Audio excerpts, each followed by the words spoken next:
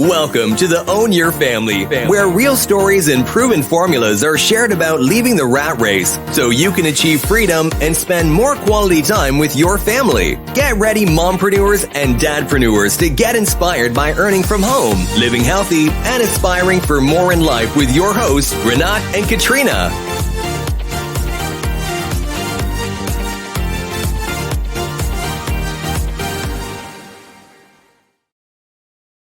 Hello, this is Renat from Own Your Family with a weekly health tip.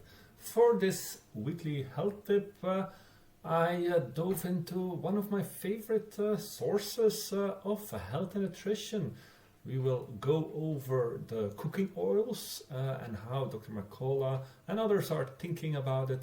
It's a natural approach that I'm interested in, and the natural approach in like being conscious in our about what we eat. For the health tips, I don't try to invent the warm water or create my own research. No, let's look for health tips. What and how you as a family and part of a family, how you can live healthier. For me and my wife, we make weekly or daily choices, and some choices are the healthiest choices, some choices are less healthy, and sometimes we make not so healthy choices to enjoy some of the other foods that are tasty but maybe not so healthy. The basic choice of healthier oils has always been kind of misleading.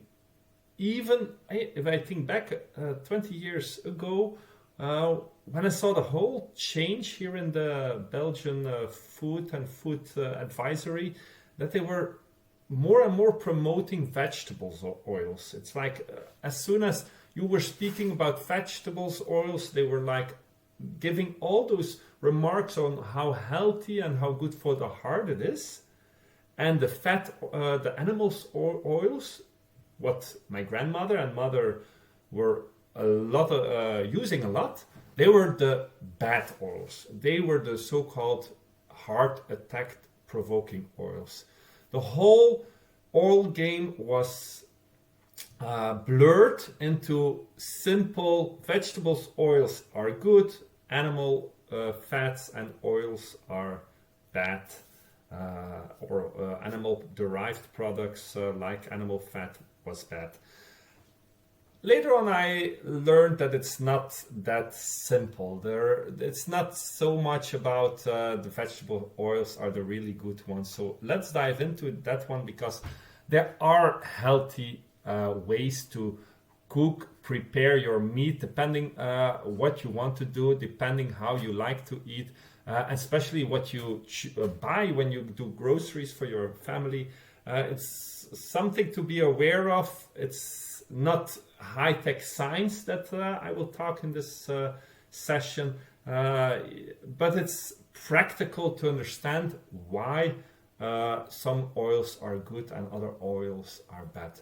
As a little reminder or a put together, the healthiest alternative cooking oils, or the alternatives to cooking oils, I put them in the good foods and the bad foods, simple to remind. And for the good foods, it's olive oil, grass-fed butter, peanut oil, sesame oil, and coconut oil. So you have plenty of choices. In Belgium, it's easy to get access to olive oil, grass-fed butter, and coconut oil. Peanut oil and sesame oil are rare. So depending on the shops and the natural shops that you visit, as long as you have an understanding of what's going on. So from the bad foods or the bad oils here, soybean oil, very harmful. Corn oil, especially from most corn and soy are GMO, but even if it's not GMO, corn oil not good. Cottonseed oil not good. Canola oil not good. Favorite sources, links you will find in the description and the show notes. Dr. Canola infographic, and Dr. Gundry is also one of those sources that talks about the many benefits of olive oil.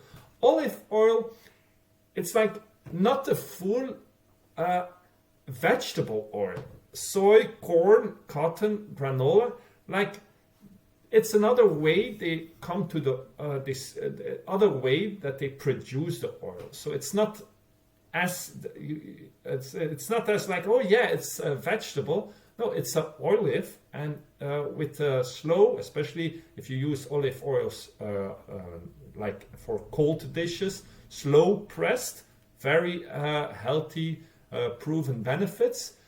Don't go for the cheap ones, and it's not the same as how they produced here from the soybean and the corn and the cotton and the granola. It's not the same. So olive oil is good. The coconut oil, very like a powerful superfood, some call it. Like in the Philippines, they have great sources. But once again, don't go for the cheap derived coconut oils. Depending on what you want to do, coconut oil can withstand some nice heat. Olive oil preferred to use cold. And the grass-fed butter, it's also a favorite of mine, or what we how we get access to here in Belgium and Europe. A lot of good cattle, and the grass-fed butter or the lards, and how you can also do the frying with those frying the fry fat from the animals. A very good source. But go for the pure one, not those derived ones from. Sometimes they mix. They don't use anymore the real butter, so go for the real butter. To finish up everything up, it's all started when I looked into this infographic of Dr. McCullough. What are now the healthiest cooking oils? Like I said, 20 years ago, in our family, we got the message. We made a big change from cooking a lot with the butter to more and more introducing olive oil, and then they started with all those margarines and all those processed oils. Because of my grandmother, she had 20 years ago, around 20 years ago, a first brain injury, like some blood clot in the brain, and from that moment on, it was changing our family. That the cooking and the focus on healthy cooking, especially to have healthy heart choices, make healthy heart choice, healthy cooking choices for the heart. So a lot of change came. Now I learned olive oil good if it's cold, butter great for cold and warm, and animal derived grass-fed animal fats good for hot and warm, and coconut oil as a superfood. So the problem here, the hydrogenated vegetables oils, vegetable plants, they mix it up.